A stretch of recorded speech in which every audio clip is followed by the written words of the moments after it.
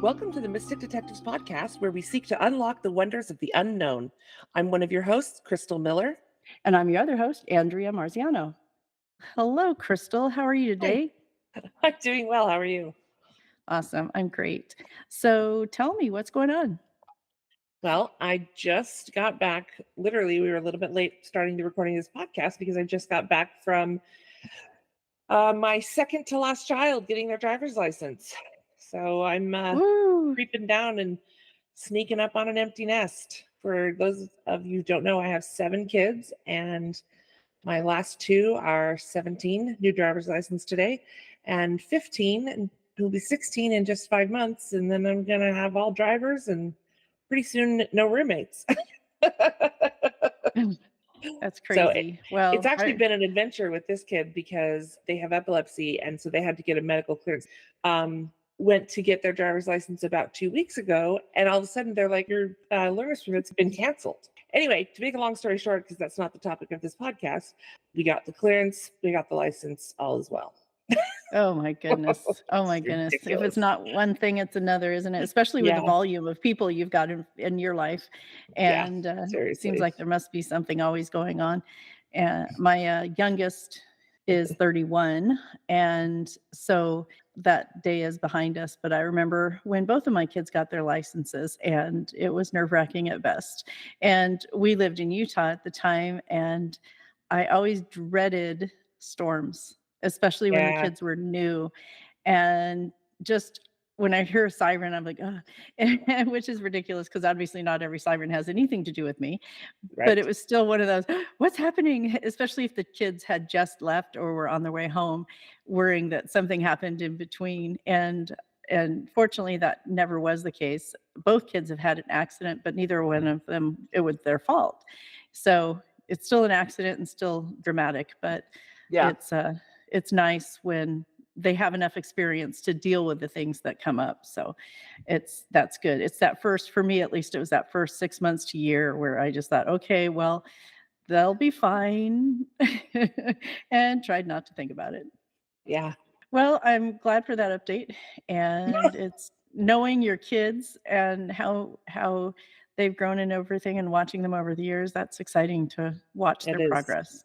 So It's very cool. exciting. Well, awesome. And on with the podcast, we have a special guest today, and I will let her introduce herself. Hello, I'm Erin McWayne, and I am certified in Biofield tuning. So I'm just here. This is my very first podcast or appearance, I should say. So I'm happy Welcome. to be here. Welcome. Thanks for choosing us. Yay! Or letting us choose you. Yeah, I guess I was letting us gonna choose say, you I was too. like, people. That's awesome. Well, so for our listeners who don't know anything about biotuning, what can you explain to us about it?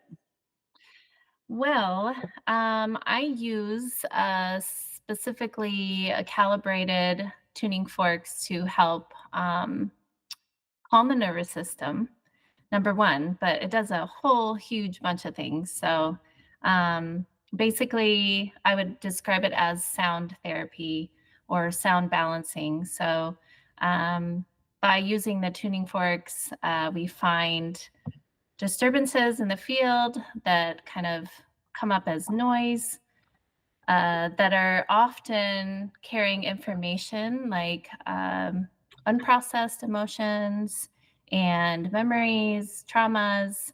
All that can be stored out in the biofield, or you could say the auric field. And so we just find those disturbances in the field and bring coherent waveform, which then ends up kind of bringing a nice clear signal and bringing it back into circulation so that you can allow yourself to feel or process the emotion without the emotional charge, or, kind of having that automatic trigger happening all the time. This helps, I guess, alleviate it. So it's really, really cool. I That's love the, awesome. yeah. And Erin, where did this start? Well, Eileen Day McCusick, she is the developer of it, and she started with, I think it was like 2000, or actually 1996. She Wow. started to do studies in it because she had brought it into her massage therapy. And well, because she actually bought some tuning forks and thought, oh, this will be like a benefit to my clients. And she was just using them on the body, but then she started to kind of experiment off the body. And she was like realizing that there's all this information, and she was noticing like changes in the tone of the fork and the vibration of the fork, and like, wow, what is this? And then her clients are coming back and saying, like, oh my gosh, like, whatever you're doing, this is like making some big changes in my body and also emotionally. And so they were continually requesting, like, can you do that tuning fork thing again? And Wow. so she just was very, very curious mind. So she went to school and like did all this studies on physics and all kinds of stuff. And then she started to develop her own, um, I guess you could say, modality of biofield tuning. That's what she called it, and started to train students since 2010. So she's trained like over 2,000 students over the last several years and all over across the world. And so, yeah. Wow. And when you did your training, did you go somewhere for it or was it online or how did that work for you? Good question. So this was right during the pandemic that Oh, I stumbled upon it. So I had just finished reading her book.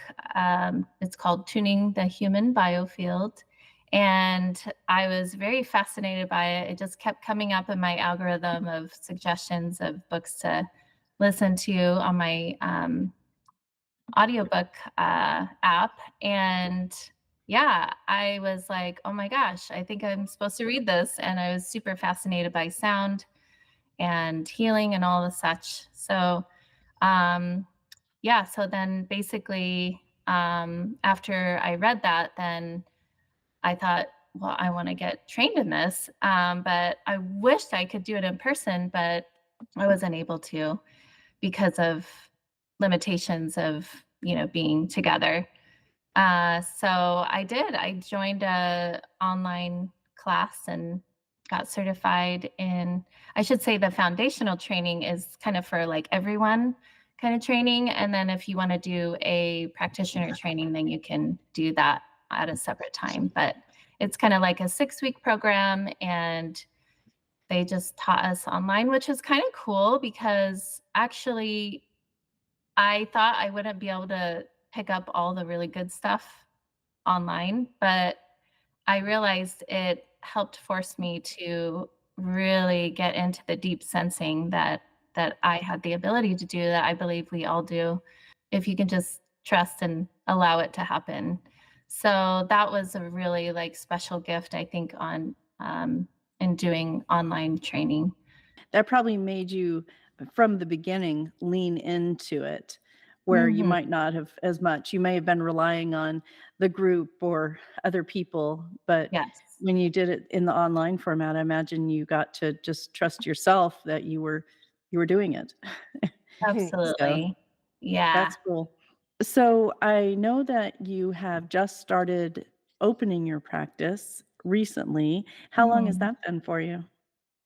Well, so I did get certified in 2022, and I wasn't quite ready to kind of launch things just yet because I think I needed a little bit of time to observe myself, just to like be able to, okay, let me see if this is something that I can also fully like subscribe to and believe in. And I just needed like time to observe. And of course my guinea pigs that were willing to allow me to work on them. And it was really, really cool to gather all that information over the last few years. And I do feel pretty blown away by the effects of just it's very encouraging to hear the stories of, I mean, like really surprising stuff that I'm like, wow, I had no idea that it could do so many really cool things for people and changes, bringing about change in their life that they're really ready for. So just kind of like a little springboard. That's wonderful. Now, I'd love to back up for just a moment. You Mhm. talked about information that you gather. What does that look like? How do you gather information in a session? Could you walk us through that? Yeah. Sure. So basically, at the beginning of the session, then I'm going to start with putting weighted tuning forks onto a few different body points, kind of get the energy moving, and kind of introducing that sound, and kind of like just like easing in, and then just kind of getting the body relaxed and in a receiving mode. And then after I do that part, I do a grounding exercise to kind of, I guess you could say, plug in the negative and the positive points of our body, which is kind of like if you can think of our body as like a battery. So we have the positive and the negative charge points, and so we get the positive ions from the sun, the negative from the earth. So we can do this kind of energetically. It's a little hard to explain, but it's definitely a cause and effect of working with the electromagnetic field. And then after that, after I get you grounded and plugged in, then I will use a pendulum over the energy centers, the chakras, and it will kind of indicate to me what area of the body is needing work. So once I locate that area, then I will use multiple different tuning forks out about 5 feet out from the body. And I just kind of like, I will, here, I'll just give a little example where I'll just kind of like activate and then pull in, and then I'll stop in an area that I can sense and feel and hear, where I've hit an area, a pocket of information. And often that's where the tension is, the held emotions, the memories, all the things. So I'm kind of like accessing the files of your life. I'm not necessarily getting like all the details of like what happened, but I can tell like, oh, this sound kind of sounds like panic, or there was some kind of traumatic event that happened in that area. And so it caused a lot of like, um, I guess you could say, static. So as I hold the fork there, we are giving the body biofeedback.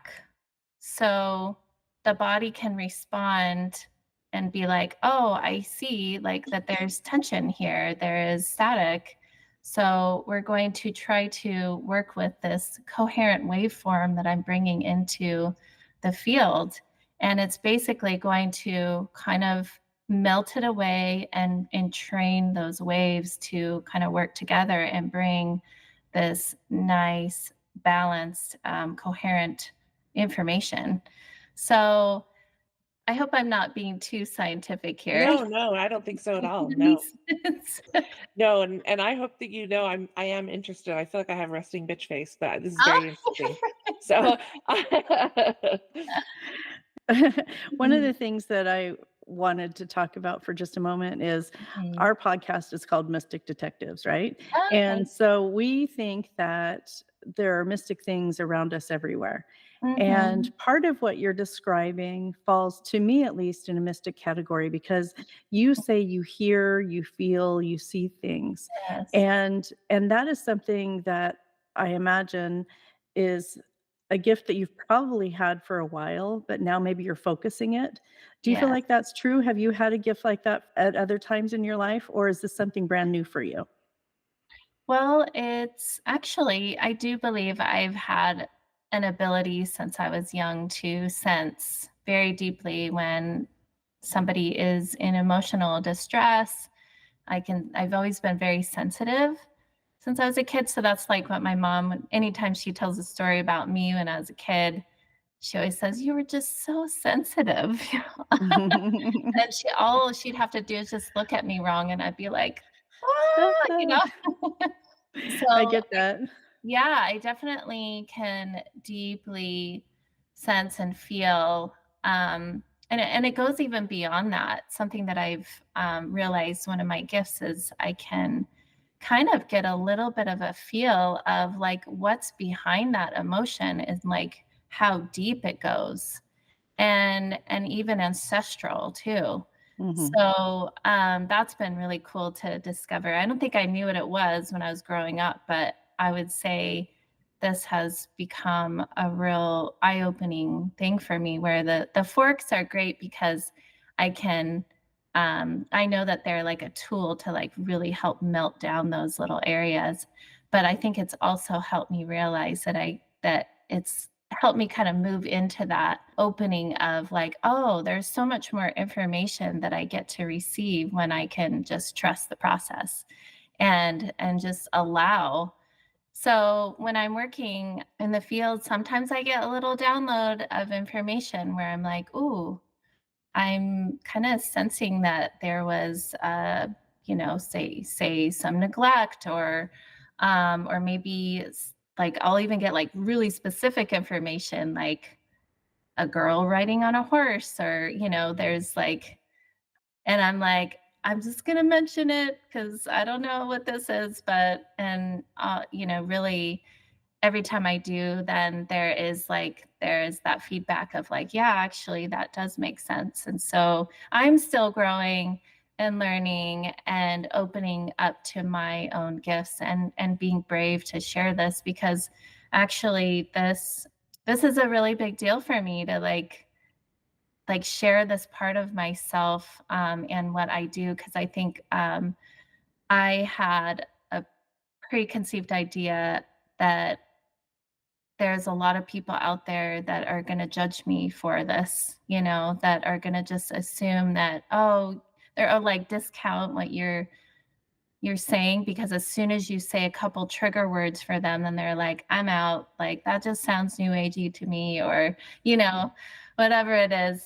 Yeah, I mean, I get that. I was nodding as you were saying that because I can totally relate to that. There's this fear of shutting somebody down because you use, like you said, one of those buzzwords, or Yeah. something that they are unfamiliar with, and a lot of people tend to treat unfamiliar as bad, right? If I'm unfamiliar Mhm. with it, it can't be good. Yeah. So Yeah, and Erin, when you and I met, we were talking about that and a variety of other things. But when I told you that when I started this podcast, I was a little bit nervous about putting it out there that I'm doing Mhm. it. And because I didn't, I was worried that people would take this as being too new age or airy fairy or something. And Yeah. as I mentioned to you, everyone said, "Oh, that doesn't surprise us. We expected that sort of thing from you," or something like that. And I Yeah. remember when we were talking, you said sort of the same thing, that people are like, "Well, yeah, I mean, of course, this Yeah. makes sense for you." So Totally. I feel like most of the time we are our biggest stopping factor. Mhm. We have our own ideas about what it could look like or what people will say, and more often than not, we have created the barrier and other people don't have it for Yeah. us. yes. And So so true. that's, yeah. So I think that that can be a big deal for us to get past that fear of what's happening in our own minds versus just Mhm. trusting the universe, that even if all we do is put the seed out.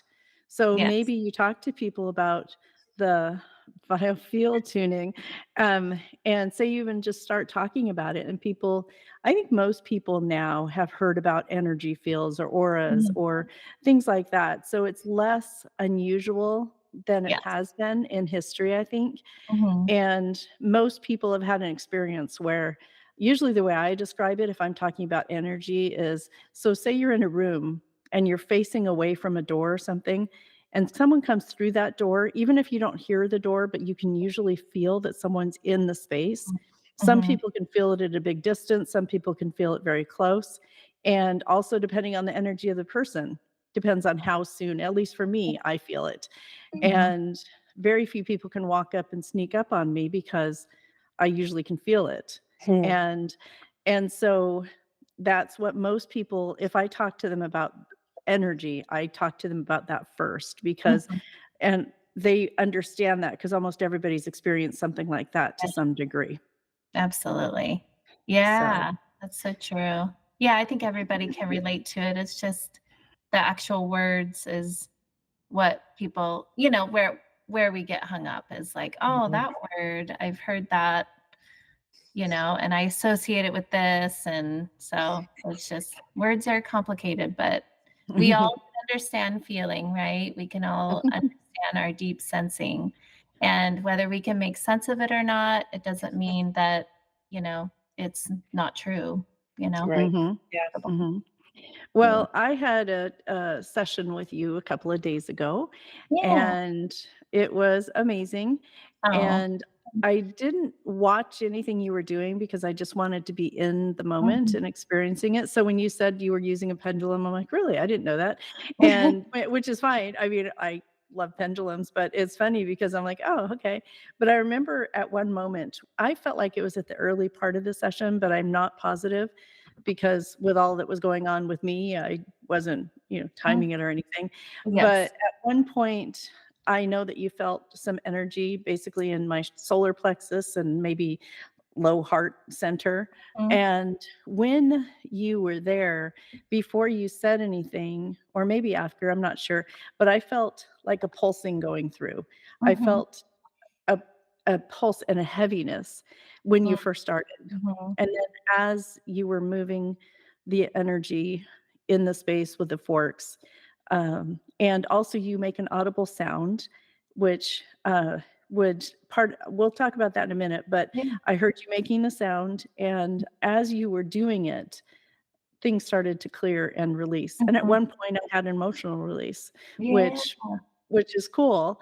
And I that's not scary to me because in my various practices, that happens with my clients and sometimes even myself working on a client, things like that, Mhm. because we get as a practitioner, we can get the downloads too, even for ourselves. And often the session I feel like is more for me than anyone else some days.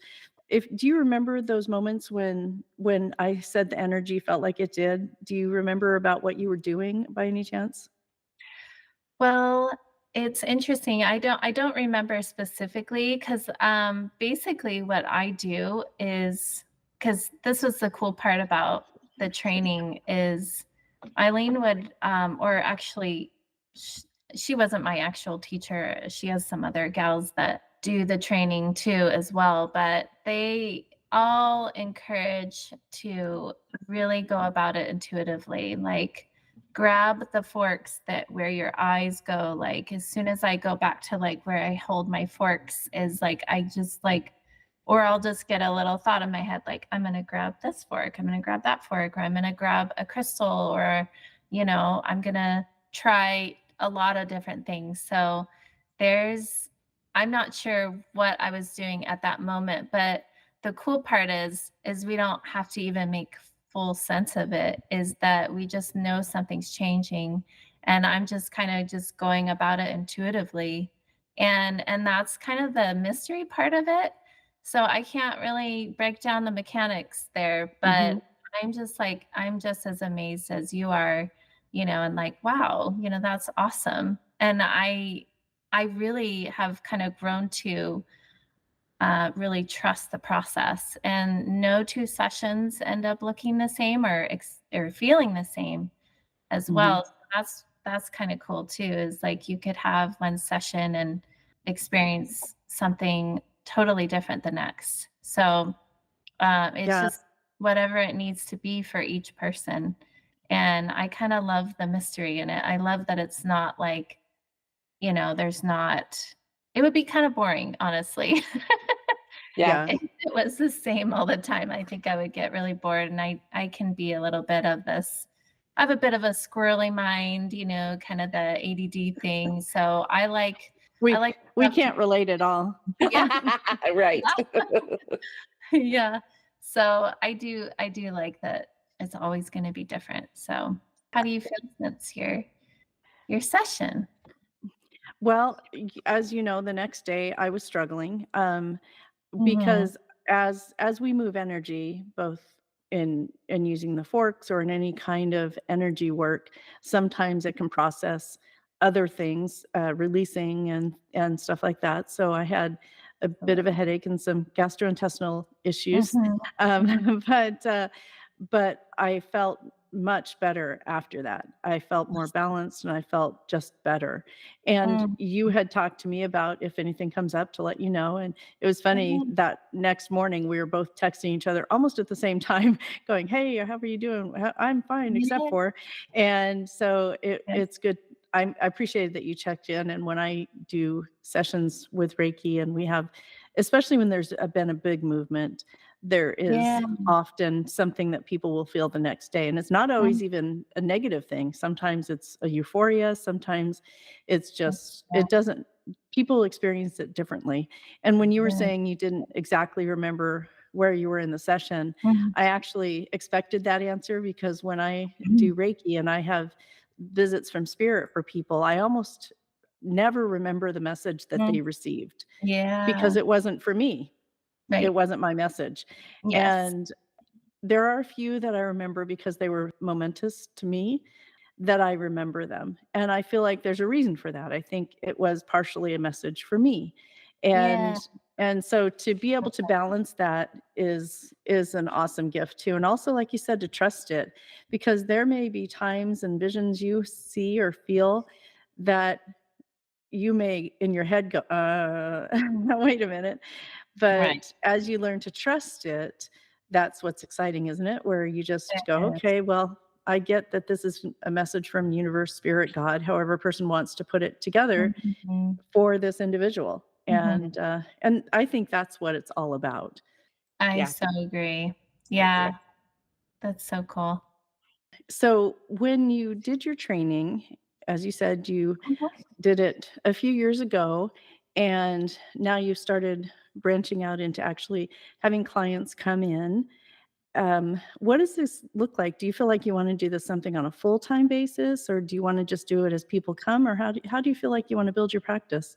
Good question. Wow. You know, I'm I'm pretty open to a lot of things. I would say I'm open to it becoming more of a full-time thing. I'm open to it just being a part-time thing. But I think I'm kind of trying to keep this yeah, like I'm trying to set goals yet staying open to whatever else comes in, because I do also think, you know, how your healing practice can kind of morph and you add in kind of some more choices of um treatments or Mhm. and so Mhm. I am experimenting a little bit with some side stuff with helping people to kind of use their voice again, whether it be singing, speaking, you know, either way, just having a better relationship with our voice, because I think we all have a bit of a judgment. I have it for myself as well. I can be my own worst critic. And so like hearing my voice back, it's interesting how that feels when you hear Mhm. yourself back. Mhm. So I would love to kind of like expand a little bit, and because it's kind of along the lines of sound, right? This is a wonderful modality of biofield tuning, but I also want to continue to expand on sound. And so whatever that looks like, and then maybe doing some sound sessions where I can do some vocalizing, some singing, and, you know, kind of more for relaxation and healing. So that would be something I will just put out there to the universe to see what comes back. It never even occurred to me that you might be talking about actually vocalizing, but that sounds like so rad to me, like I think that I'm probably not the only person that wasn't something that came up, as the kind of the first thought or even a distant thought, honestly. But as I was Mhm. thinking about it, I was like, yeah, I could dig that. I love it. Yeah, because I think that what excites me is us individually or collectively coming home to our own healing abilities, is that our own voice is our most healing tool to Mhm, ourselves and others, right? mhm, Because we can speak life or death into a situation that's obviously very two extremes, but it is true though, because I think the more that we can realize that we're always like pulling from outside stuff Mhm. and not really realizing our own ability to like, oh wow, we are a powerhouse, like Right. so much innate wisdom, and our bodies are constantly communicating to us. So just kind of like working with this vehicle that carries our soul, Mhm. it's just so incredibly important. And I think that yes, I love also the idea of working with all these other modalities outside of us too. That's like a bonus, Mhm. Mhm. that us working together, and it's kind of like all these working parts that are creating this beautiful balance. And Right. so I'm just such a believer in utilizing our own ability to heal our own selves. Right. And then, also, working together Right. Yeah, I and agree. yeah, encouraging each other, lifting each other up, knowing what I guess you could say, what your wheelhouse is. Yeah, and what your strengths are. And I Yeah. think that that's a big part of this, I think that's a big part of Mystic Detectives and the podcast in particular is that we do want to, we want to shed a light on all of these things out there in the world that are ways that we as human beings tap Mhm. into, what's offered to us, what's there just waiting for us to open our eyes and see it and reach out and accept it and et cetera, et cetera. And I think that it's just really, it's nice to hear you say that, just, because you're kind of on mission with us. So thanks. Yeah, I know, we're all sisters and That's right. working together. Yeah, I love it. That's awesome. Well, I know that you were saying earlier that you had some really cool stories about people bringing their journey forward. Is there anything you feel like you could share? Not names, of course, but maybe some things that might be Yeah. something you can share? Yeah, I could share a couple. One of my clients, she had come to me with a significant amount of trauma from her. She had been assaulted 10 years prior to her coming to me, and had still a lot of just PTSD going on. And so she came to me just wanting to, just try something. I think she, when you kind of get to that desperate point of like, I'm going to try anything to feel better. And so when for her first session, she was laying there and she hadn't told me any information yet, but as soon as I entered into her biofield, I was like, I kept having to like hold my breath, and then I'm noticing her body responses were definitely like a trauma type, fight or flight response. And so I stopped and I said, "How are you doing?" And she Mhm. said, "Oh," she says, "I'm okay. I'm just, trying to remind myself to breathe." And she said, what are you sensing?" And so I said, "Well, I'm sensing that there's quite a bit of a fight or flight response going on, and I'm picking a lot of that up here." And she said, and then she starts to like cry and share that she had been assaulted, and so she's experiencing this emotion. So I just continue to like kind of, because when I'm working in the field I can allow for these things, these emotions to come up. But the cool thing is, as I comb through, it will alleviate soon after, because we're releasing, we're softening, and it's just moving on to the next file of information. So it usually doesn't last too long, which is really nice. So fast forward is after her first session, I check in with her, and she's telling me she's actually feeling like she's not stuck in the fight or flight like all the time anymore. It was like significantly less anxiety happening, and the tension in her body had relaxed. And even she was I think it was after her second session that she said she had gotten some body work done, which I actually highly recommend after doing these kind of sessions is kind of, do some somatic work. But she had said that her practitioner said that, oh my gosh, like your tissues are responding like really well after your whatever you're doing. Mhm. And so that was another cool, just bit of information to get back to is that not only was she feeling calmer in her body, but her muscles are starting to respond. So it's kind of like a ripple effect. That's what I love about it. It's like getting to the root of the symptoms, that are Mhm. happening. So that's what I love about this work is I just want to get right down into the root of it and let's just dig it out. And I mean, gently, of Of course, course. yeah. I kind of have a question that I think what our listeners may have, and that is, what's the difference between what you're doing and what you do, and say me going down to, Graham's Music Emporium and buying a Mm, tuning fork and doing, hitting it and holding it yeah. somewhere on myself or Yeah. near myself? That's a very good question. Well, I would I would say that the difference would be more in that of course you're both are going to be beneficial. But what I'm doing as a trained practitioner is that I'm able to find these areas. Specifically, I know I like it's all mapped out.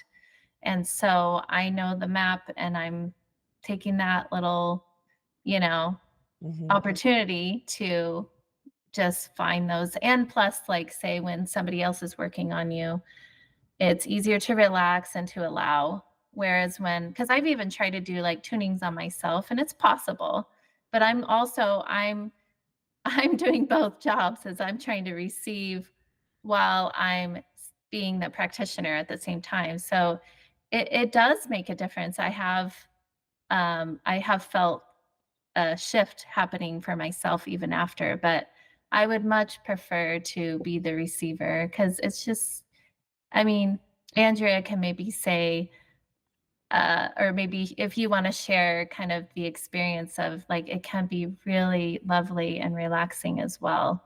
Mhm. So it's like I sure wouldn't want anyone to miss out on that Yeah. experience of receiving. Yeah.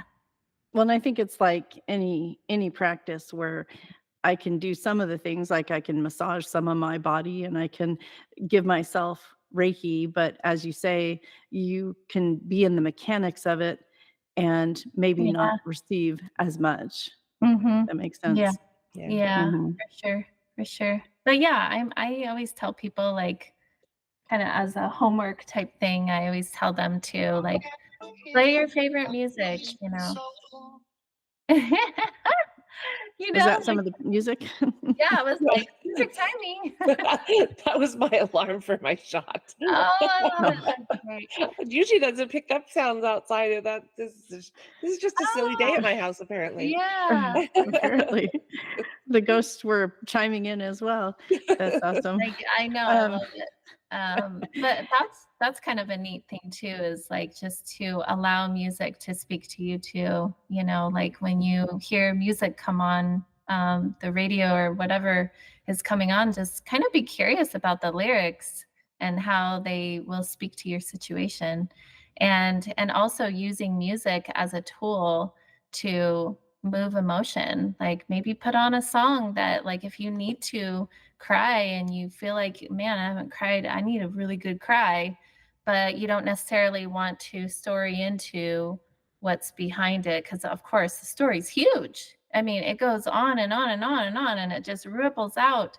But if you could just like hone in on the emotion, I feel sad. I just feel sad. And I just need to cry and feel that sadness Mhm, because we are such feeling beings that we need to feel it and then move on. mhm, So that was actually why I got into this work because I thought, wow, I felt very, very repressed and suppressed in my emotions and very emotionally constipated. And so this was like such a great way to like kind of unplug that, you know, the drain, I guess, if you will. Mhm. So Yeah. yeah. So, that is so wonderful to hear those connections. And I was wondering also if, as you've been embracing the work with a tuning fork and then thinking maybe about doing other sound work, have you started noticing any other gifts or any other skills you may have or you'd like to develop? Yeah. Well, I would say kind of maybe I did mention it a little bit earlier is that I do feel like I'm getting more information and understanding. So I guess I could say it in this way is that as I'm speaking to someone, I'll almost not really know that I'm doing it, but as I'm speaking, I will be like bringing up a certain situation that like totally connects to their situation without even knowing that that was going through. So I don't know what you call that, but I would just say there's just this I have an ability to kind of connect with the what's behind um, maybe some patterns in their life, so Mhm. that are not serving them. Or I could even see, like, oh, I should say this is kind of cool. I've been able to get sometimes this, like, almost I could say a little vision of what's to come for them is like that they might be in this space of like hopelessness, but I'll just get this feeling of like almost like a tiny little glimpse of their what's coming for them, what's ahead, which is like, oh, it's very expansive. And I'll feel like, oh no, you're going to be more than okay. Like, trust this process of going through Right. this. And so I don't know, maybe some psychic abilities, you know, just little downloads here and there. I'm still really kind of trying to uh make sense of it all, but I don't know if I would say specific words for what the gifts are, but I'll just say I'm just continuing to trust and allow whatever information that comes to me is something for them, and and just to be willing to share it is like probably where I'm at right now is like, okay, I'm finally willing to take a chance in being wrong, or you know what I mean? Right. Mhm. So, when we were in my session, you must have forgotten the part about mentioning that I was getting 14,000,000 in a yacht. Was that something you were gonna bring up Oh, later? yeah. I love it. Okay, I'm open to it. I'm very open Yes, to I it. receive. Yes, universe, I say yes. Well, this is so much fun. So, one of the other things I was thinking about as you were explaining some of the things during the session is when we were talking, I said that Reiki can feel like an hour-long meditation or prayer. And I imagine that's true for what you experience with the Yeah. tuning forks. Yes. Actually, I was thinking, yeah, because I think a lot of people ask me, "How do you feel after these sessions?" And I'm like, "I feel amazing." Mhm. Yeah. And I do believe that it's healing me as I'm healing someone or helping facilitate, I should say, Yeah. healing is, and often it doesn't, I don't, the time passes so fast that I'm like, oh my gosh, like if I don't watch the time, like a couple hours can fly by so, Mhm. so quick. So Mhm. that part really amazes me with all my squirreliness where I'm like, I get bored so quickly that I'm like, I'm not bored in these sessions. Yeah. Yeah, where in the default world, it's like, "Has it been an hour yet?" And you're like, "Great, Yeah, it's been 7 minutes." Bleh. Ex totally. Yeah. When you're not in a place of, flow and alignment, then time really does feel very like heavy and slow. But it doesn't feel that way when I'm doing the tunings. It's like, oh my gosh, this is so cool. I get to do this, like, and help, be a presence for someone while they're, just Yep. ready for change and healing. So I'm Yep. happy to facilitate. That's great. Now, before I do Reiki sessions, I will prepare myself and the space. And especially on the days that I feel like maybe I'm off, uh, where Mhm. maybe I'm not in the greatest mood or I'm stressed or whatever like that. And people have asked me, how do you keep that separate from someone's Mm, session?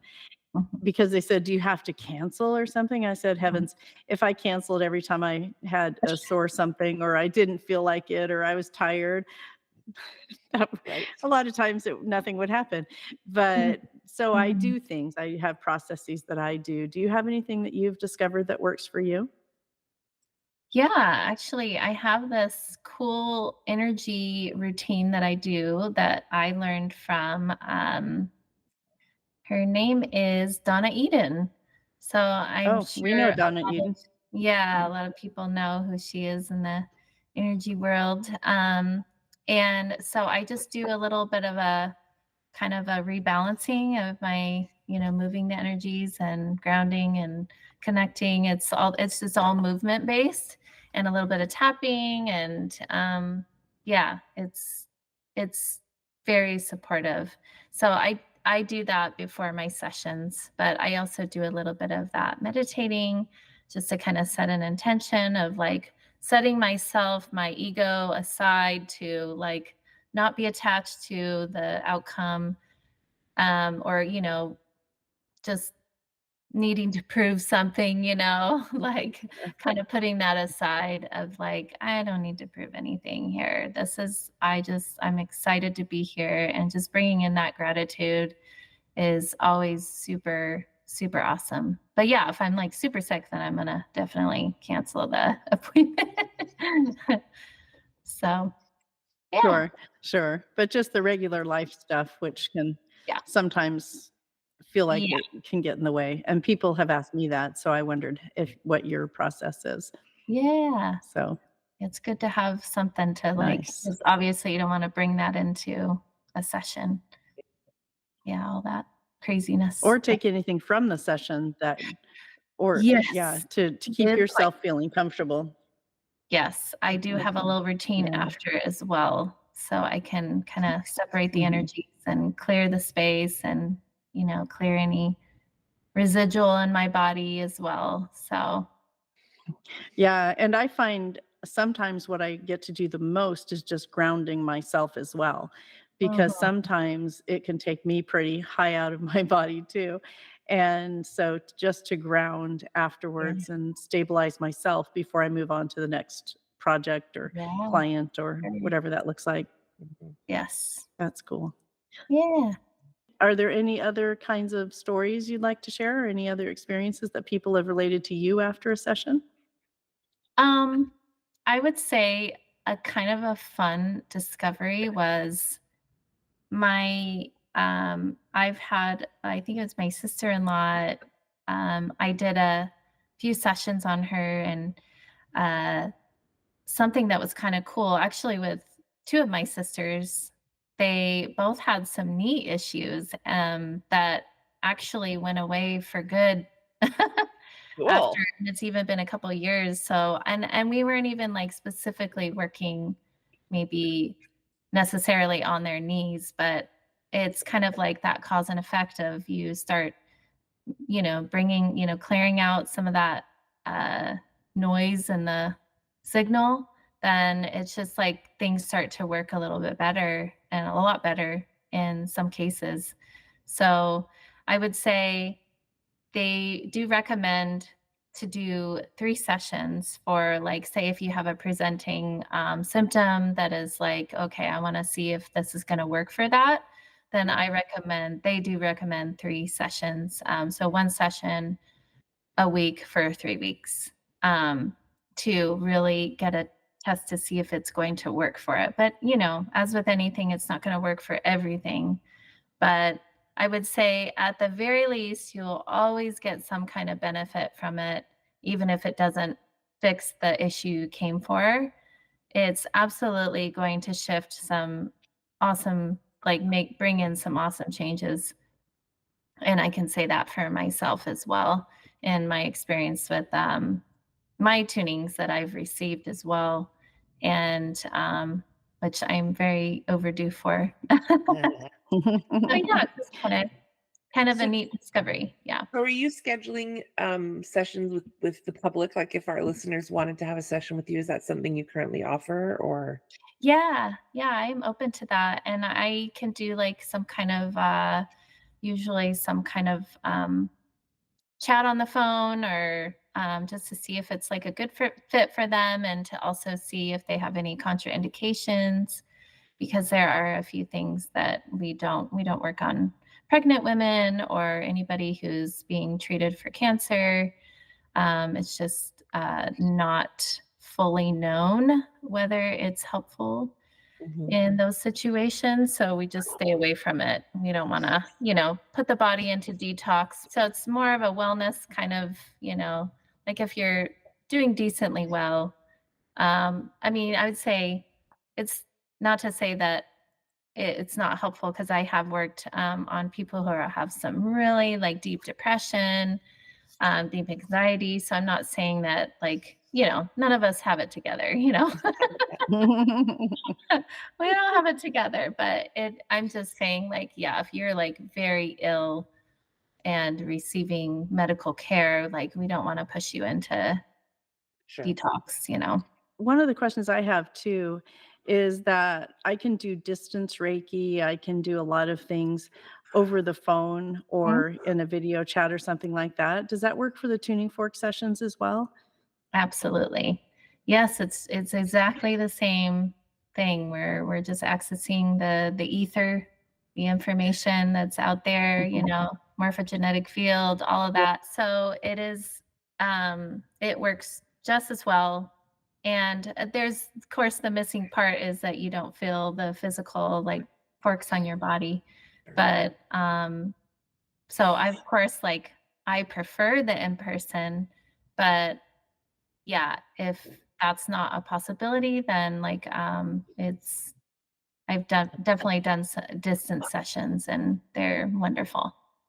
And how Mhm. would our listeners reach you? Or how would they be able to schedule something with you?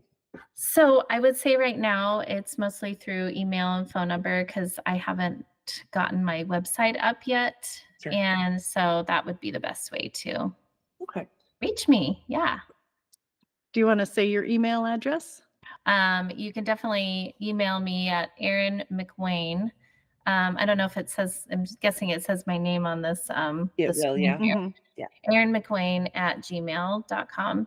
And all lowercase, of course.